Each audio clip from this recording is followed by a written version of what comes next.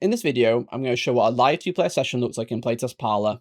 I'll start as the host, copy the invite link from the toolbar, open that link in a second browser as a guest player, and then play for a round with both players' perspectives visible side by side. So I'll start on the host side and copy the invite link. I'm going to do that by clicking the share session button at the top, and then I will copy that link into my second browser, which will open up Playtest Parlor. I can change my name, pick a color, and then join game. Now both browsers are in the same session. The host is on the right and the guest player is on the left. From this point on, I'm going to keep both browsers visible so you can see what each player sees during the playtest. Now before I start the round, I'm just going to show you what the shared table looks like for both sides. Starting with the host, when the host moves around, their player color pointer, which was blue, will be highlighted when they're moving around the table and when they're picking up objects.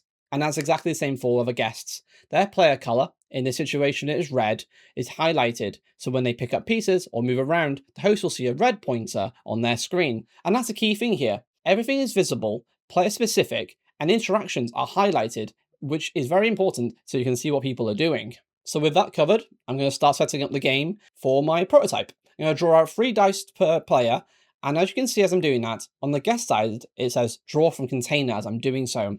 And then it flashed up when I'm shuffling the judge deck. I'm going to give 2 cards to each player.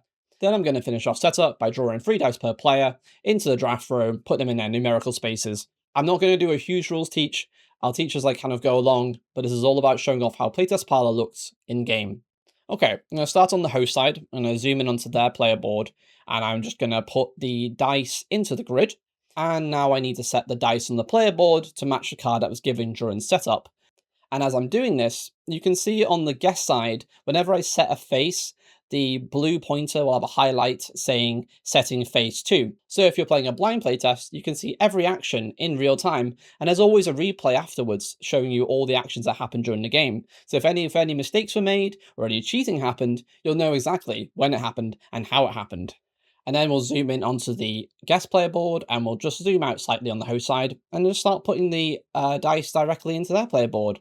So you can see with the red pointer how it's happening on the host side. You can see again, it says setting face 2. So you know exactly that they're performing the actions that they need to perform. So let's finish this off, turn the 6 into a 4. And with that concludes setup. Now we can begin showing off how the game plays. Let's start by getting rid of the judge cards. We'll just put them back in the deck for now. If I had a discard, I could put them in there. And now let's just set up the cameras. Let's zoom in on the host, so the host has focus on their player board, and we'll zoom in on the guest player side, so they have focus on their board. And if we need to move things around, because I'm recording this with a split half and half screen, there's no problem doing that. It's quite easy to do. So let's move back over to the guest player's board, and let's start playing the game. Okay, starting with the host, the way scoring works is there are 4 dice judges, and there's dice in the grid, and there's a performance card. And what they're aiming to do is match the shape with dice in the grid to score points. So they'll take the 2 because they have an orange judge at 2. Then moving over to the guest side, they'll have a look at what they need.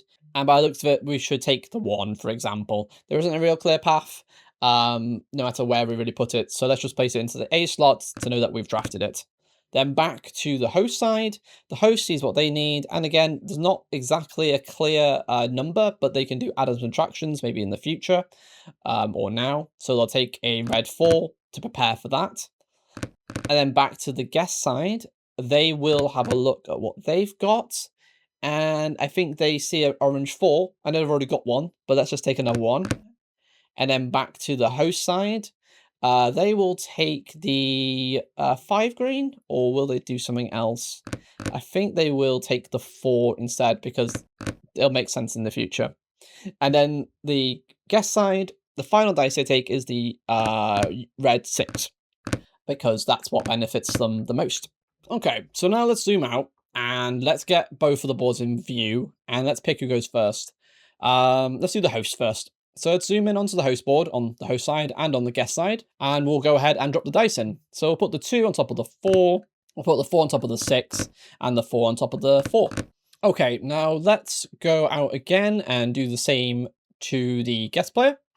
So scrolling over with the host now, and now we'll drop the 1 on top of the 6, we'll put the 4 next to the 4, and we'll put the 6 next to the 6. Okay, now let's zoom out on the guest side first to see the full table, and then do the same for the host.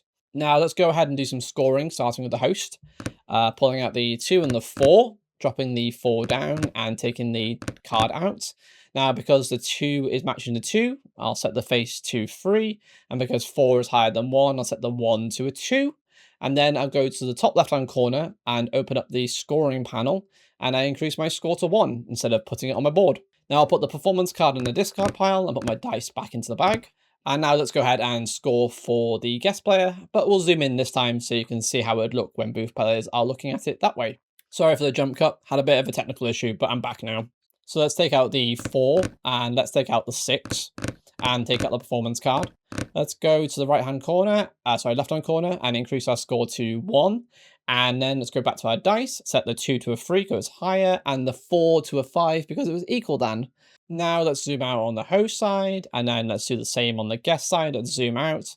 Then let's put the performance card in the discard pile and put the 2 dice back in the bag. Then let's refill the dice row as we would do in random setup. So put the 2 there, pull out another one, get the 6 into the 6 spot, the 4 in the 4 spot, another 4 in the 4 spot, the final 4 in the 4 spot, and another 2.